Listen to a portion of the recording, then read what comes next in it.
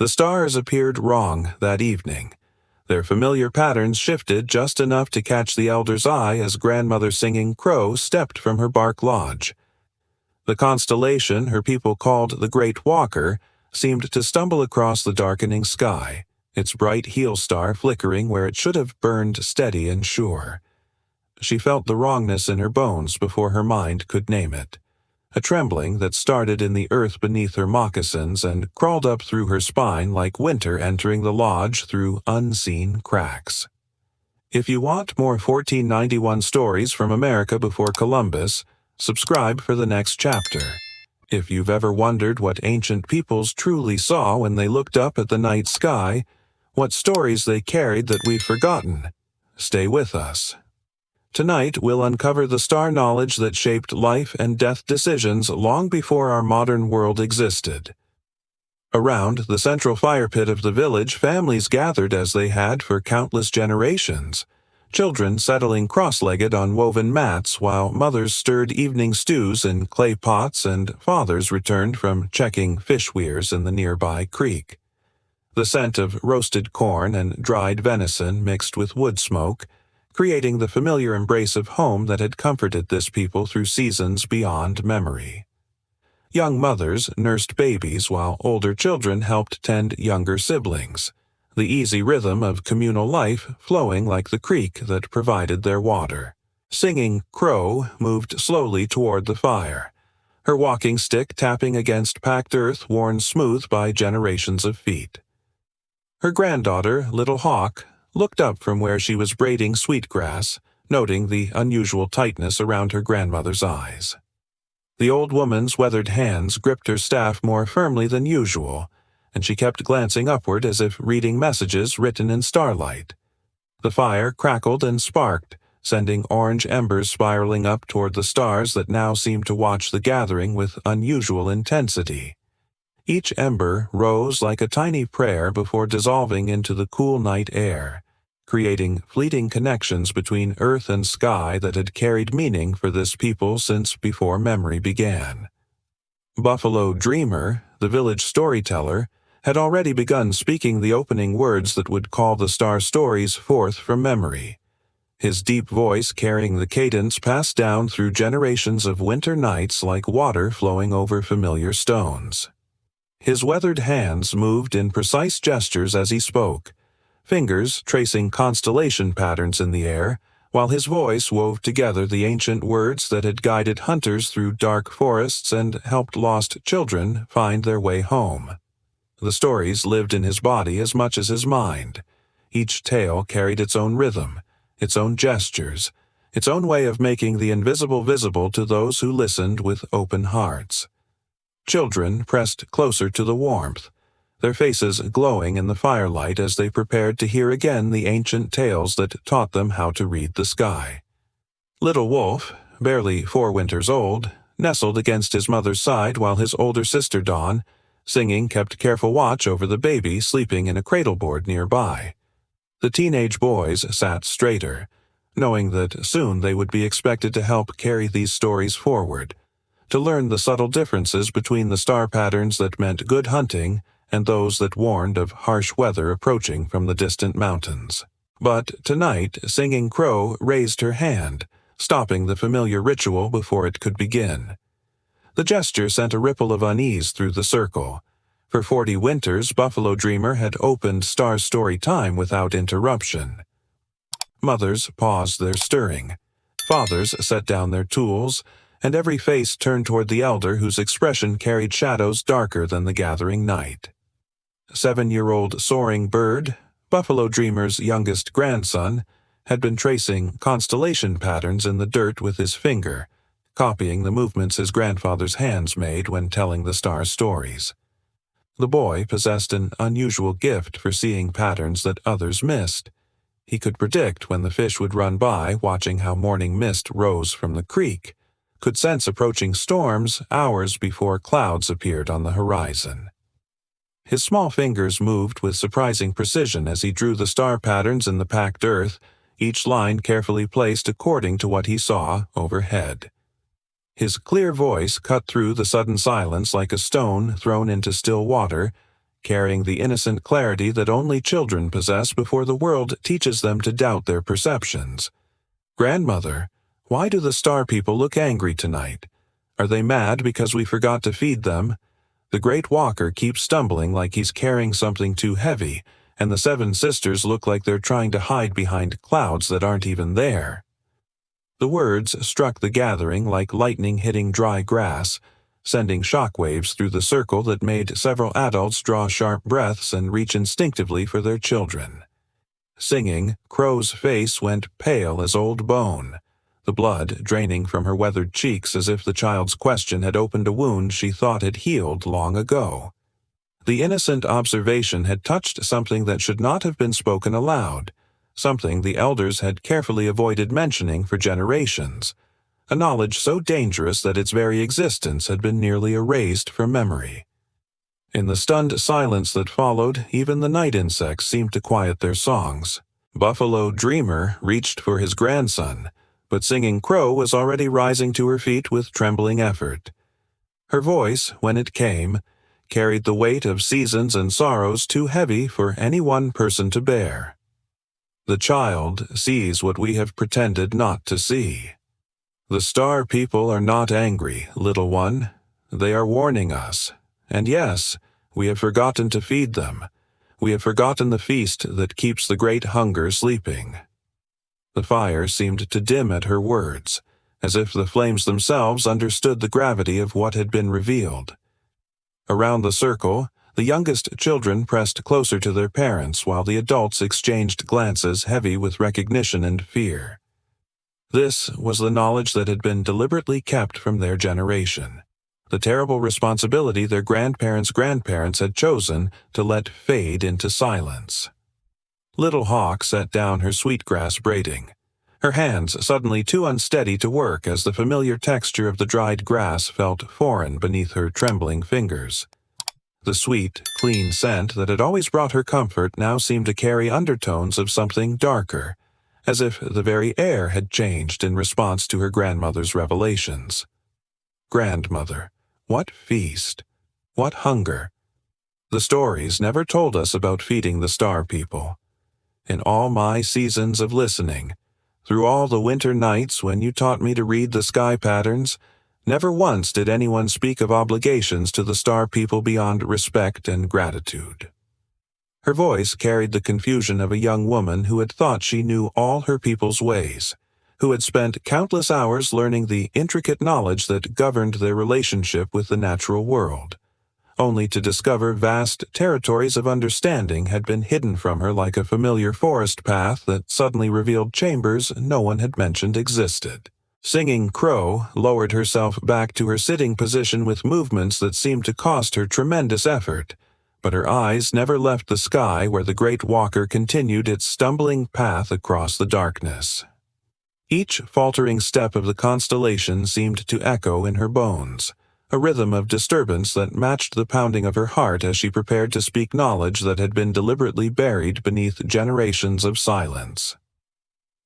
"Because we were afraid," she said, her voice barely above a whisper that somehow carried to every member of the circle despite the crackling of the fire and the soft sounds of night creatures in the surrounding forest.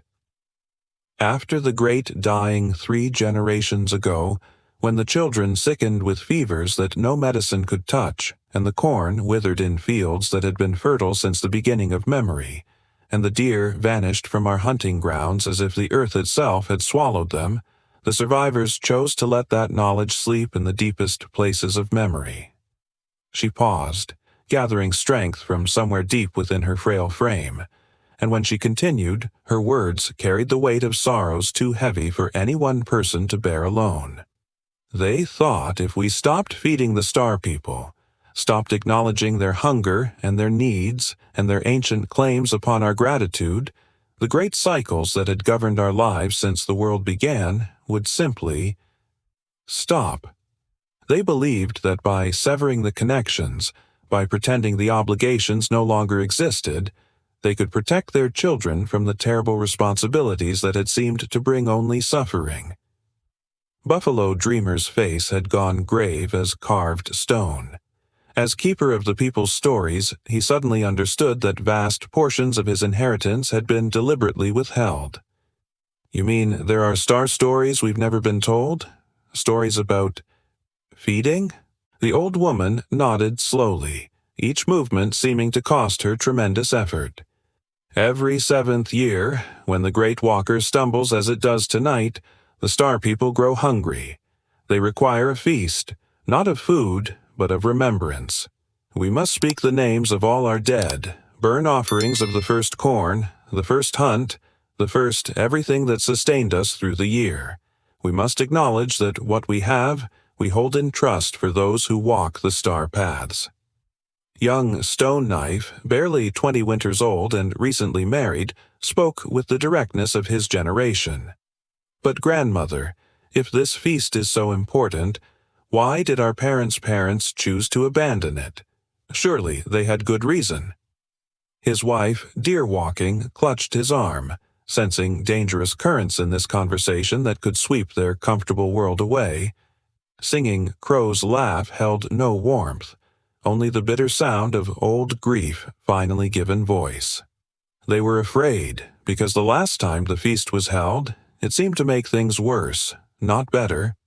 The Star People accepted the offerings, but then came 3 winters of failed harvests, children born still and silent, hunters who left the village and never returned. The survivors decided the Star People were too hungry, too dangerous to wake with ceremony. She gestured toward the sky where more constellations now seemed subtly wrong. Their arrangements shifted in ways that made the familiar night feel alien and threatening. But they did not understand that the Star People's hunger grows stronger when ignored, not weaker.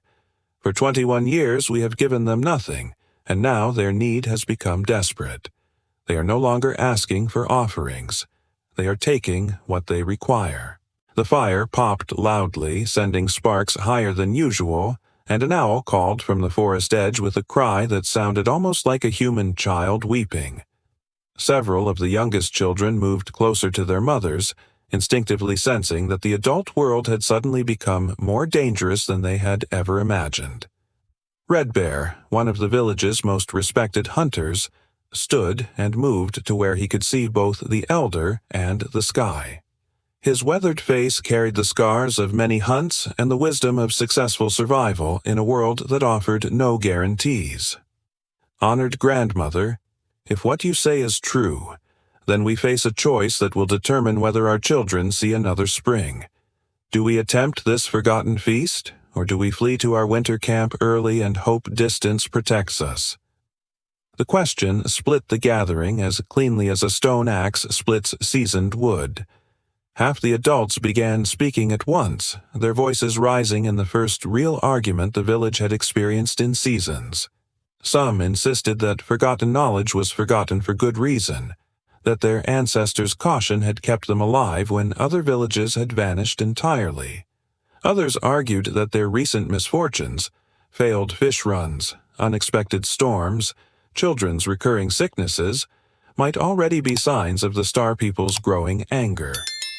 Buffalo Dreamer raised his staff for silence, his storyteller's authority finally asserting itself. The child's question has opened a path we cannot close again. Soaring birds saw what we adults were too afraid to acknowledge.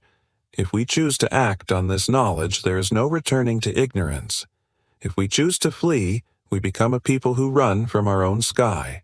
Little Hawk looked up at her grandmother, her young face torn between trust and terror. If we do this feast, if we feed the Star People, will they be satisfied, or will their hunger just grow larger? The question carried the weight of a woman who might someday have children of her own to protect, who needed to know whether tonight's choice would burden or bless the generations to come. Singing Crow was quiet for a long time, her eyes moving from face to face around the circle as if memorizing each one. When she finally spoke, her voice carried the authority of someone who had carried terrible knowledge alone for too long. I will tell you what my grandmother's grandmother told her, the last time this feast was properly held. The Star People's hunger is not like ours. It is not satisfied by eating, but by being remembered, by being acknowledged as part of the great web that connects all living things to all things that have ever lived.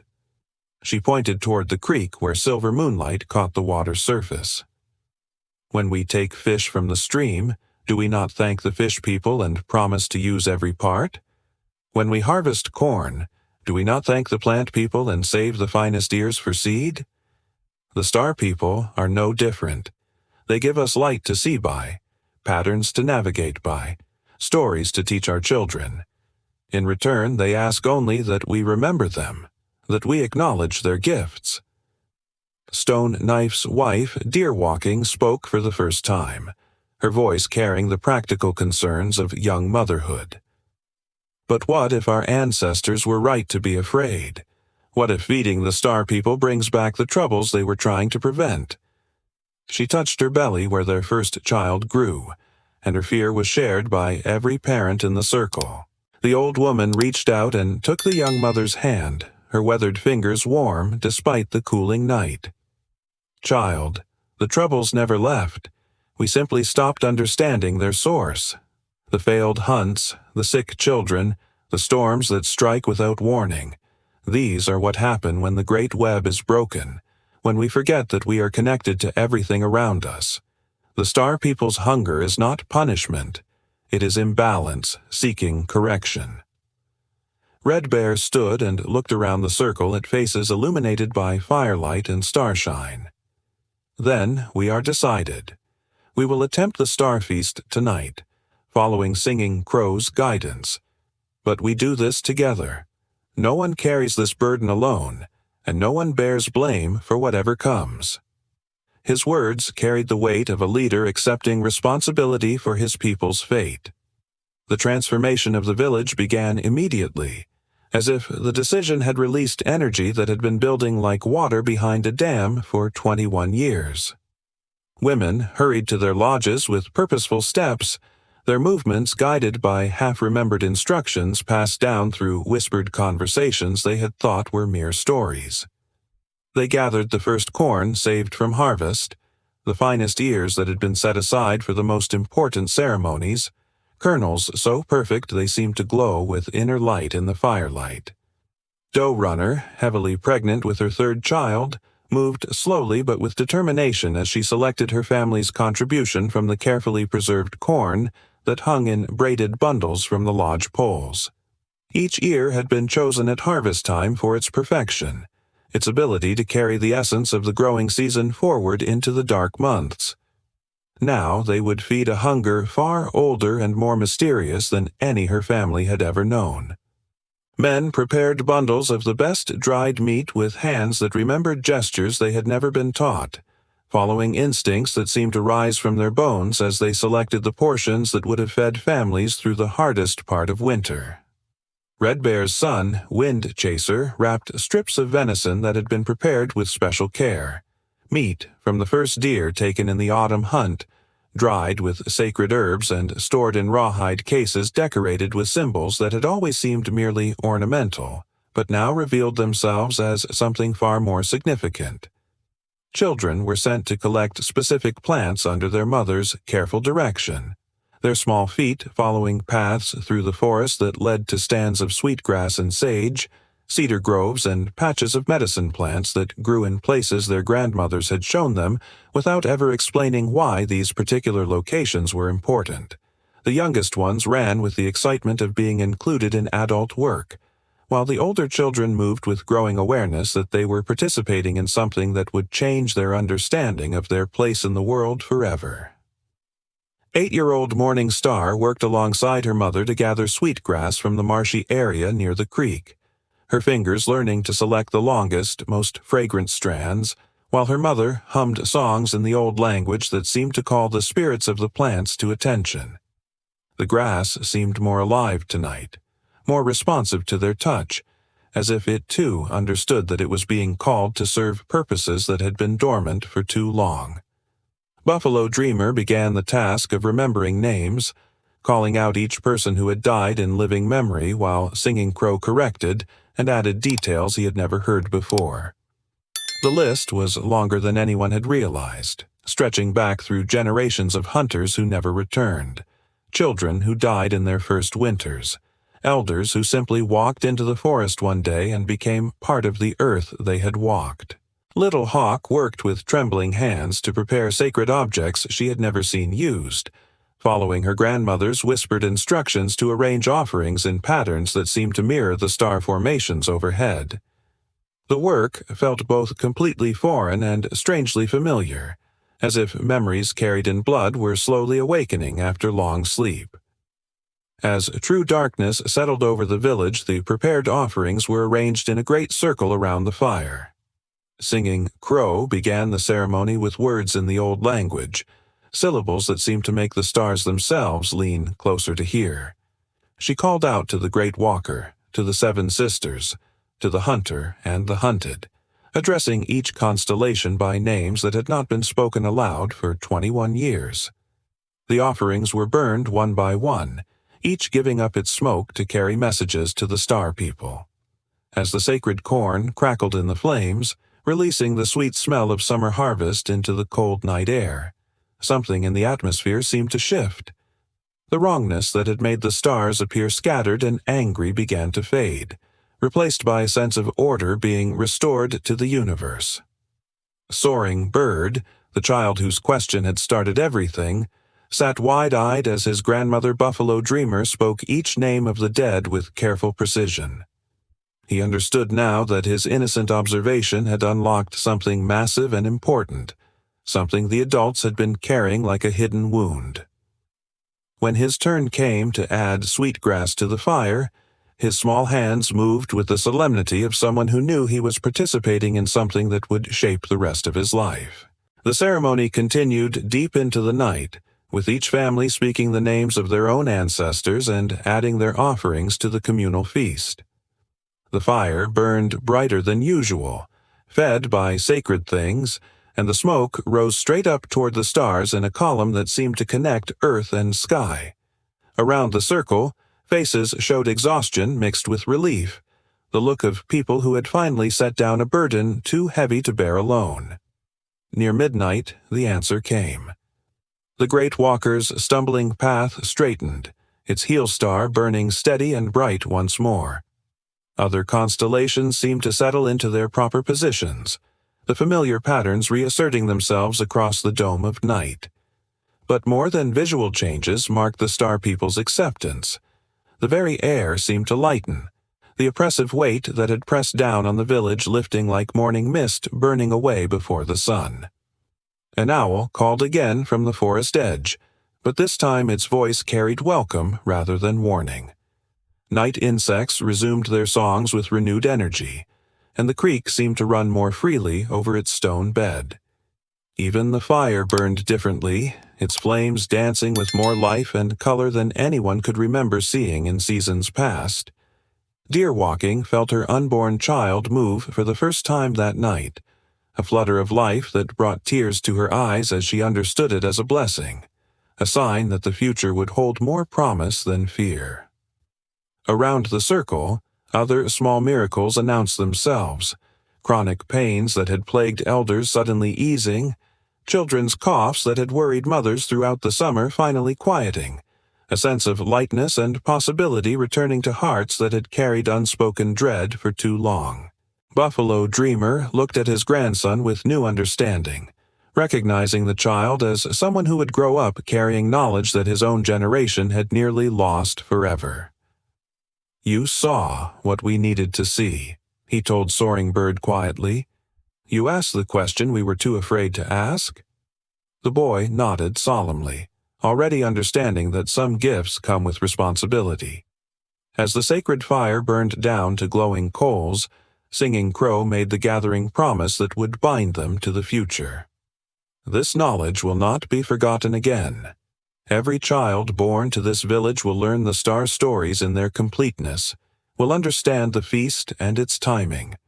We will no longer choose ignorance over responsibility." Little Hawk accepted the role of next keeper, understanding that she would spend the coming years learning everything her grandmother had carried alone. The weight of it was enormous, but no longer crushing when shared among all the village adults. They would teach their children together, ensuring that no future generation would have to rediscover their obligations through a child's innocent question. Red Bear began planning for the practical changes that would follow: how to time hunts and harvests to ensure offerings would always be available, how to organize the village's storage and sharing so that feeding the Star People would not mean families going hungry. The community that had gathered in fear and confusion now worked together with the focused energy of people who understood their place in a larger pattern. Stone Knife took his wife's hand as she rested against his shoulder, both of them looking up at the now peaceful stars with wonder rather than dread. Their child would grow up in a world where the sky was friend rather than stranger, where ancient responsibilities were honored rather than forgotten. The future stretched ahead of them, marked not by arbitrary dangers, but by meaningful connections to forces larger than themselves. As the first hint of dawn touched the eastern horizon, the last of the sacred fire died to embers that would be carefully preserved and fed to next season's council fires. The village prepared for sleep with the deep satisfaction of work completed and balance restored. Children who had been wide-eyed with excitement now yawned against their mother's shoulders, ready to dream of stars that smiled instead of threatened. Singing Crow remained by the dying fire longer than the others, her old eyes moving across the sky one more time to confirm that the patterns held steady and true. The Great Walker moved in its proper dance once more, and the other constellations resumed their eternal stories without stumbling or hesitation. The Star People had accepted the feast, and the great web of connection between earth and sky was strong again. Soaring Bird stayed with his great-grandmother, understanding without being told that this was his first watch, his first responsibility as someone who would help carry the star knowledge forward. Together they sat in comfortable silence, the old woman who had remembered and the young boy who had seen, both of them guardians now of wisdom too important to lose again. When the last star faded before the growing light of dawn, Singing Crow rose stiffly and helped the child to his feet. Tomorrow would bring new challenges, new seasons to navigate, new children to teach. But tonight had changed everything. The village would face its future connected to its sky, its ancestors, and its responsibilities. And every 7 years, when the Great Walker stumbled, they would be ready with the feast that keeps the great hunger satisfied and the Star People content in their eternal dance above the earth.